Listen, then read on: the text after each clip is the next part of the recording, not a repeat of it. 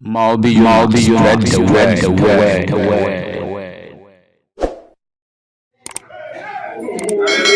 Amen. Always name us. Well, I can't yes, I go root of Jesus. Well, I come to from my company. When I told me on the old Kaba, the Jones is one is they don't come up back. I come for him in a music. Amen.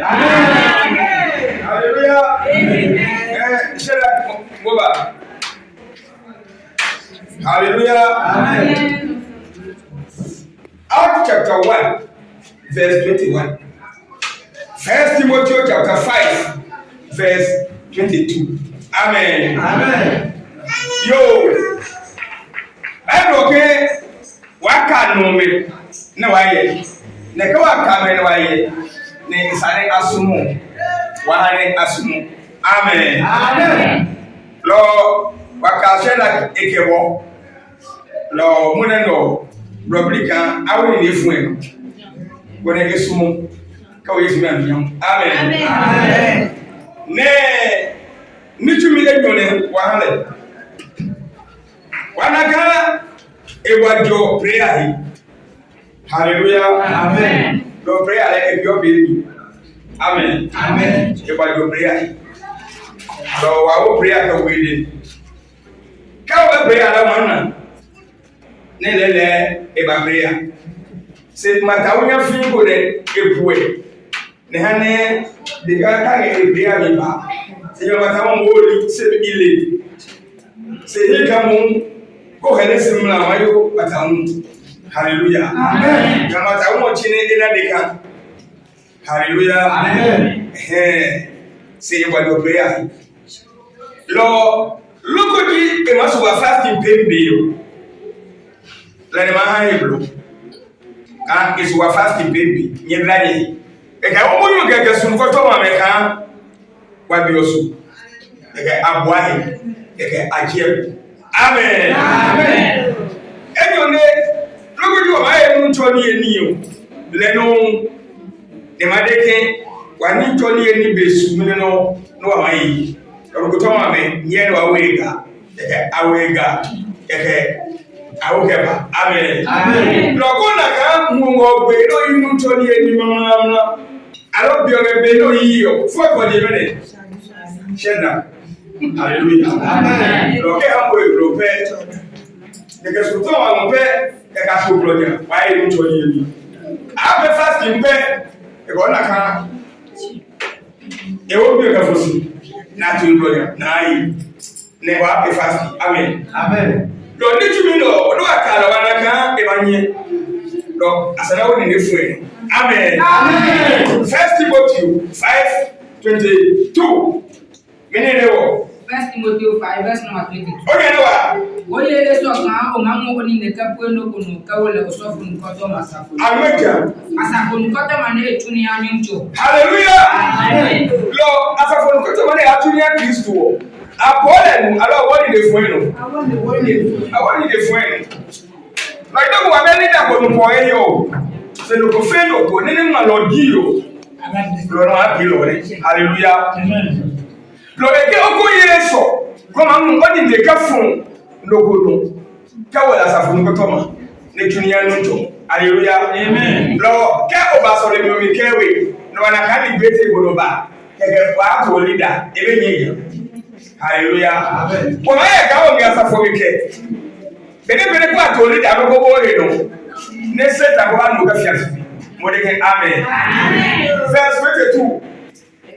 Oye Yesu kan o ma mo oni ne ka pu no kunu ka wole asafu nkoto ma na etuni anyunjo. Amen. Lo wa Yesu. Lo beba. Lo wa woti lo anaka. Eme ma tuni. Hallelujah. Amen. Lo ai ma fa fasting.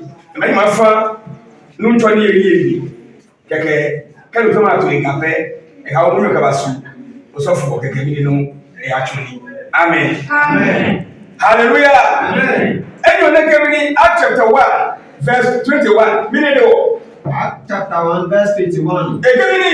Lọ́yọ̀. Lọ́yọ̀. Ìsàkà lòkùnrin bá fi ẹ́ wà ẹ̀kẹ́ yìí dásì kan nyúmtọ́ Yéṣu tèsì kẹ̀jẹ̀ gbèjì. Ìsàkà lòkùnrin bá fi ẹ́ wà ẹ̀kẹ́ tún ní ọkẹ́ wọ Yéṣu rẹ̀ nùyàn. Ekemini. Numrano. Ìsàkà ẹ̀pẹ́ ní ilé bí ẹ́ wà ẹ̀bẹ̀nẹ́ wà kẹ́ Yéṣu yìí kẹ̀yà kẹfà àti nùkàkì. Opena. Noni amandla. Ẹ̀pẹ́ lòkùnrin èpìẹ́ wà yìí. Bẹ́ẹ̀ni wà á kẹ́ Yéṣu Kristo dèrí kí mi ní ọ Yéṣu jábí nù ẹ̀yìn. Hallelujah. Amen. Ọ̀rọ̀ akọ́ akẹ́ ṣẹ́dá kìí jẹ́ mi nínú ẹ̀kí mi òsìsì. Lọ́dẹ́ náà wà pé ọmọ máa fi wá sí. Wọ́n ní amen. Agbọ̀dọ̀ bẹ́ẹ̀.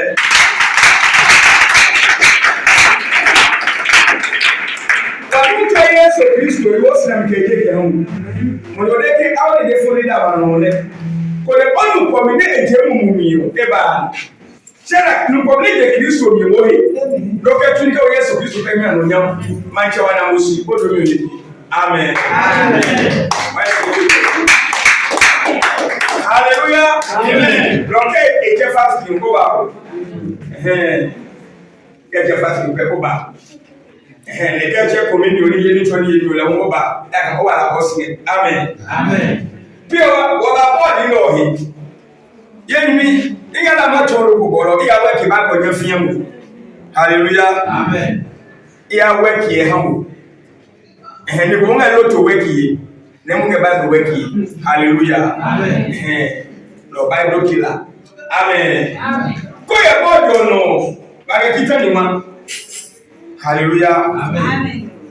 Mose osofu aro lo kita numano ne ageha Mose o ageji di okura ageha Israel semno ni lio agekita numa jokura no age wa mun ndo daga ni chonga yi omole otoni ya kita numa cha jokura kita numa yi kita numa mede mano Israel ano digita numa. Hallelujah. Amen. Nene na ye no gwege Egypt yo.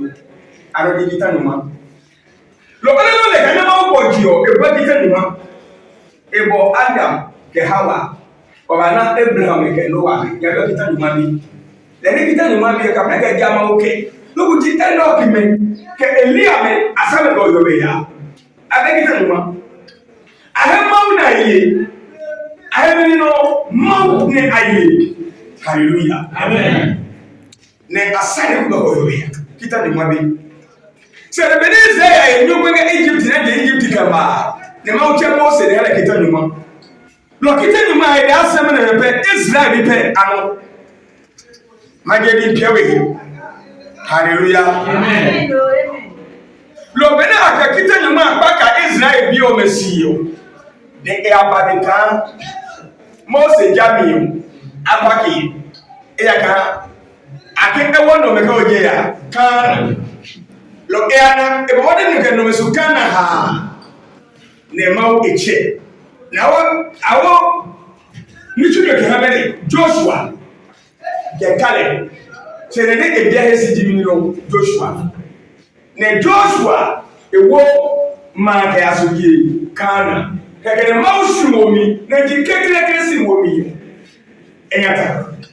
Hallelujah. Amen. Lo eyabalika aso somi enone kone somi enone no leo agaha Israel bi kejiofla. Hallelujah. Amen. Lo somi enone le agaha meni no jiofla. Nige ma somi enone na agaha jiofla. Ne dance gaji Jesus Christ. Hallelujah. Amen. Lord Jesus Christ yo le wo enye ekita no makaba. Lord di atum woni.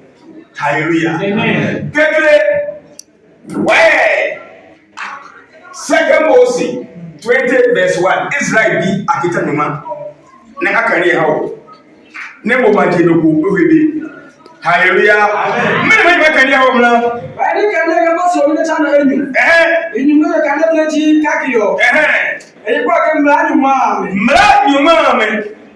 Mau ne tumunyu wole. Edekeo. Emji yawe. Emji kajala ke. Wai kwa bia ko nge na eche Kristo. Alikuwa Kristo wale jibi yote ni. Yesu. Lo nye ka Kristo ke hepa. na yawe nga ye pa alibwa lo ne me ka Mose nyeo a che mi no yawe le ekemi yawe itumunyu ni kemi ni Emi ji yawe one no wo na je ko ka je Egypt bano ejo ka yeye Egypt bano mo wa Egypt ye hallelujah maje no ko Egypt Israel Egypt one Jacob le se tumbime na yenyo gwenga Egypt one hallelujah amen lo bi mo le kitani mane ekemi ni ka je no ko ye mi one ejo ke yenyo gwenga misisi ko jama ko ka piye o be no jawo ko ya maka o be no po maka aro no ko ninga yowe tawo ni pe bi no pe bofo do ngesi kuna ha ka be ke oya Roma so le jum o mana mebe ngesi kuna ha yo bia bi kuna so le ko na pe kole symbol ngesi kuna ha bia bi hallelujah amen kuna de ko na pe Yesu na ka ngesi nchono ngesi kuna ha bia bi hallelujah amen ko pe ko de jelo no yowe lo wa che ke yawe nge yowe bofo nge yowe Yesu nge yowe ko pe sta to ko de jelo nya woja ya lo no ko ninga zubano ko li pe ne zubano o ba jo isino nge zubano alo ahua alo basaki alo jata be yowe jata nge zubano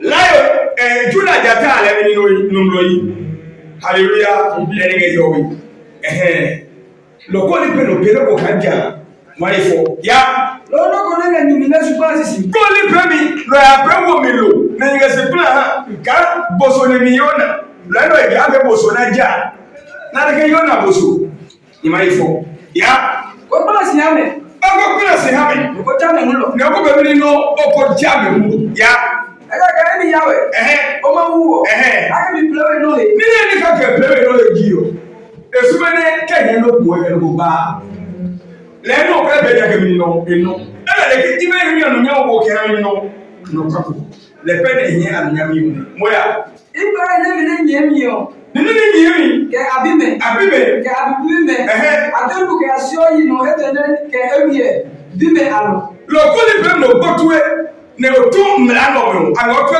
gla no ka ta yi no kekere enyo etene ewie ne bra ya Sani agbára Sike ye ka thousand. Na suomi. Na bumi. Na ayere bra me ano. Na ye bra ni ke ha ma ye no. Na ina be mobu. Le kape apeya gogo ipe mi no. Ina be mobu. Ona me nge ha.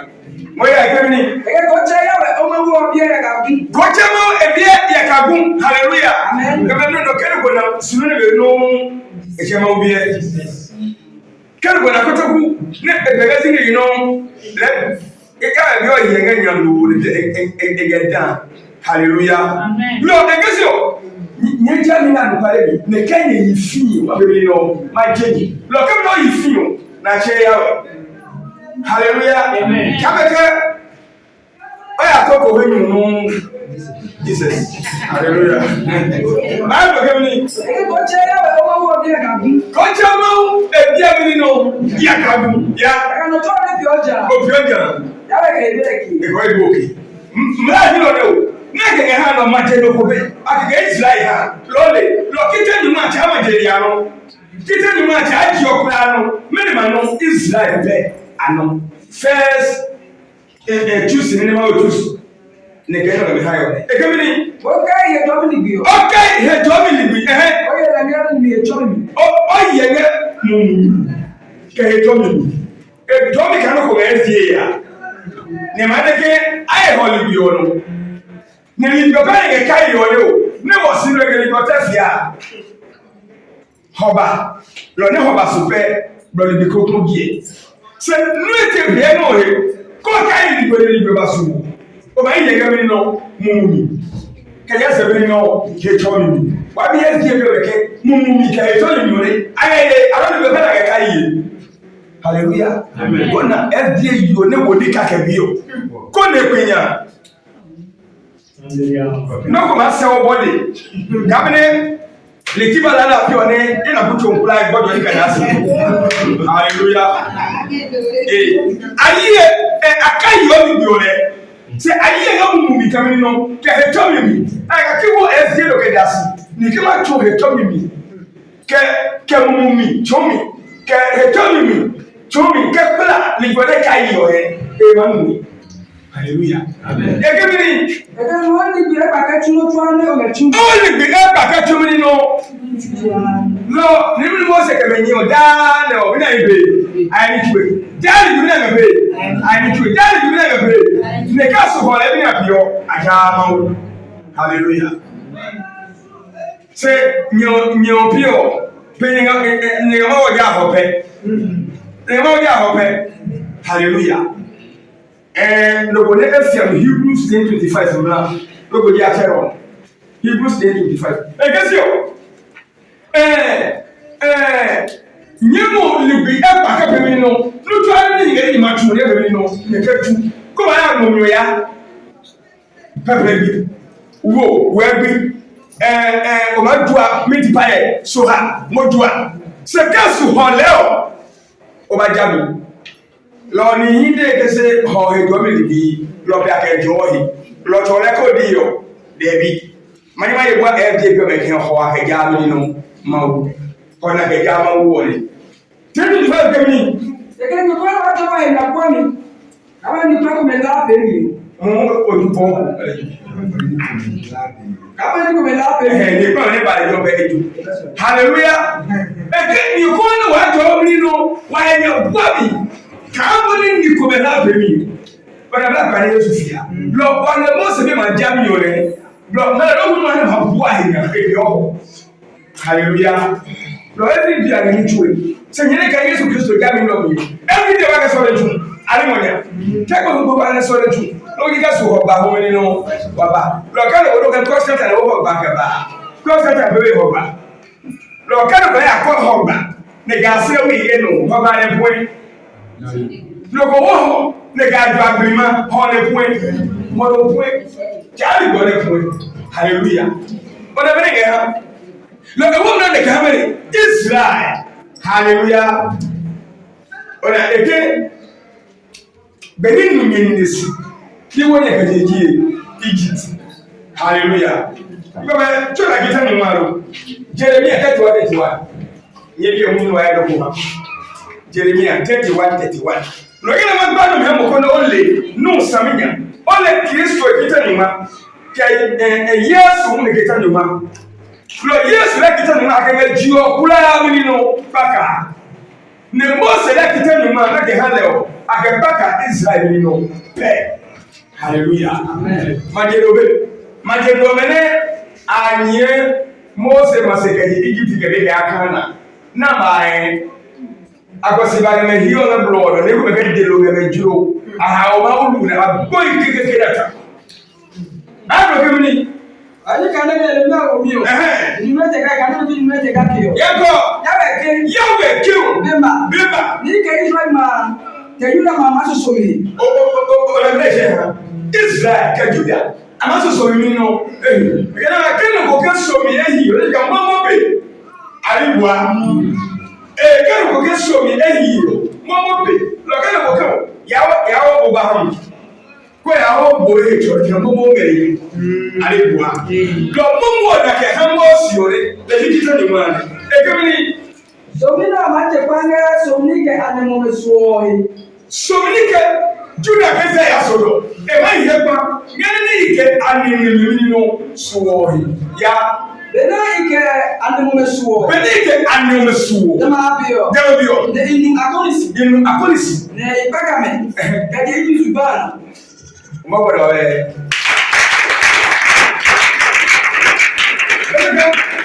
Kite mwana magena Mose no. Jamio mo anakulisi na kaka na yeye.